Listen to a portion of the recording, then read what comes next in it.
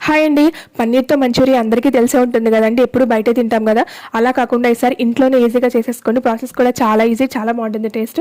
First పన్నీర్‌ని తీసుకొని ఇట్లా చిన్న చిన్న క్యూబ్స్‌గా కట్ చేసేసుకోండి. ఇందులోనే ఉప్పు, కారం, కార్న్‌ఫ్లోర్, మైదా 2, 2 స్పూన్ల చొప్పున వేసేసుకొని వీడియోలో చూపించిన విధంగా కొంచెం కొంచెం వాటర్ వేసుకుంటూ బాగా కలిపేసుకొని పక్కన పెట్టేసుకోండి ఒక అరగంట పాటు.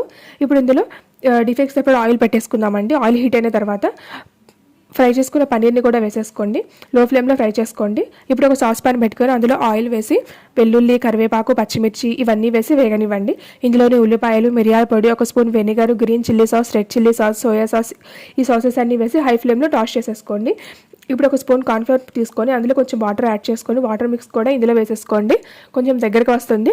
ఇప్పుడు ఇందులో కొంచెం వాటర్ వేసుకొని 2 నిమిషాల తర్వాత ఫ్రై చేసుకున్న పన్నీర్ని కూడా వేసేసుకొని పైన కొంచెం కొత్తిమీర వేసుకుంటే పన్నీర్ మంచూరియా అయితే రెడీ అయిపోతుంది. చాలా బాగుంటుంది టేస్ట్.